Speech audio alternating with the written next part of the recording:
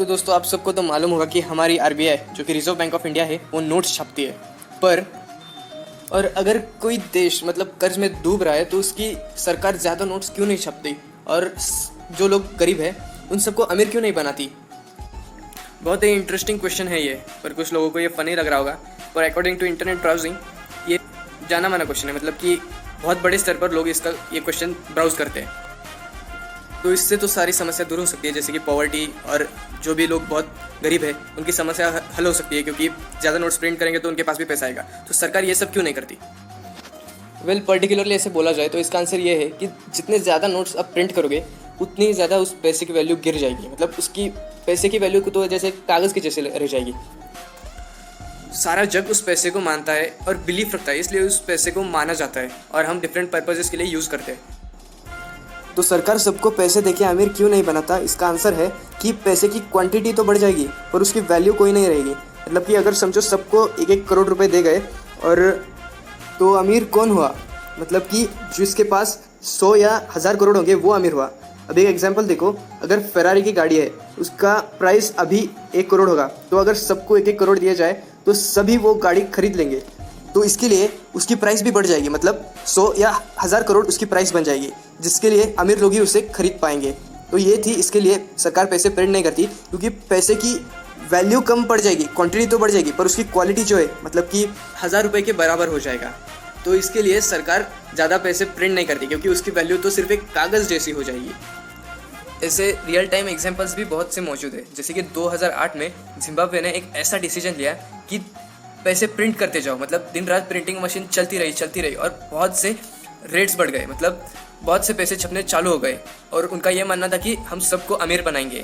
पर according to inflation rate, मतलब जो एक नॉर्मल डेवलप्ड कंट्री है उसका इन्फ्लेशन रेट सिर्फ 2% होता है और एक सब कंट्रीज जो होते हैं उसका इन्फ्लेशन रेट 5 से 6% है।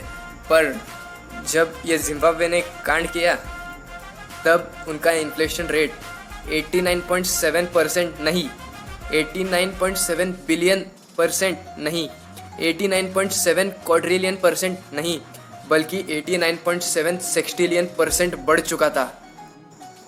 इससे ये साबित होता है कि पैसे का वैल्यू बहुत नीचे गिर गया, सिर्फ क्वांटिटी बढ़ा। और ये पिक्चर में आप देख सकते हो कि ये एक लड़का सिर्फ ब्रेड खरीदने जा रहा है और इसके हाथ में पैसे का बंडल देखो। ये पैसे तो सिर्फ कागज़ की तरह पेश आ गए। इससे लोग पागल हो गए थे, क्योंकि उनको एक छोटी सी चीज़ खरीदने के लिए पूरे इतने सारे पैसे लेके जाने पड़ रहे थे। तो इसके लिए सरकार ने 100 ट्रिलियन जिम्बाब्वे डॉलर्स का नोट निकाला। आप सोच सकते हो एक डिसीजन से क्या कुछ नहीं हुआ, पूरा तहस नहस हो गया। ये जो अभी मैंने कहा ये तो सेकंड वर्स्ट केस था, पर क्या आपको फर्स्ट वर्स्ट केस के बारे में पता है? ये हुआ था 1946 में हंगरी में। जिम्बाब्वे का तो इन्फ्लेशन रेट मतलब 24.7 आवर्स का था, मतलब कि हर 24.7 आवर्स में चीज़ें के दाम डबल हो रहे थे।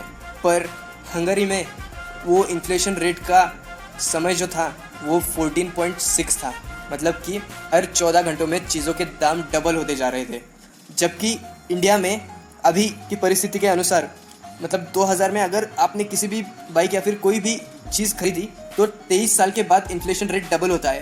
पर हंगरी में सिर्फ 14 घंटे में, साल भी नहीं, महीने भी नहीं, दिन भी नहीं, बल्कि घंटों में, 14 घंटों में उस चीज़ों के दाम डबल होते थे। इसके लिए वहाँ की सरकार ने आज तक का सबसे महंगा नोट बनवाया, जो कि 100 मिलियन पेंगो नहीं, 100 बिलियन पेंगो भी नहीं, 100 मिलियन बिलियन पेंगो, इतना महंगा नोट बनवाया। और इसके लिए उनको बहुत सी मुश्किलें झेलनी पड़ी दोस्तों, सिर्फ एक डिसीजन की वजह से। तो ये सबसे बड़ा कारण कि सरकार नोट्स सिर्फ प्रिंट ही करती क्यों नहीं जाती। तो आई होप आपको ये सब चीज़ें मिल गई होगी। तो thank you for watching this video.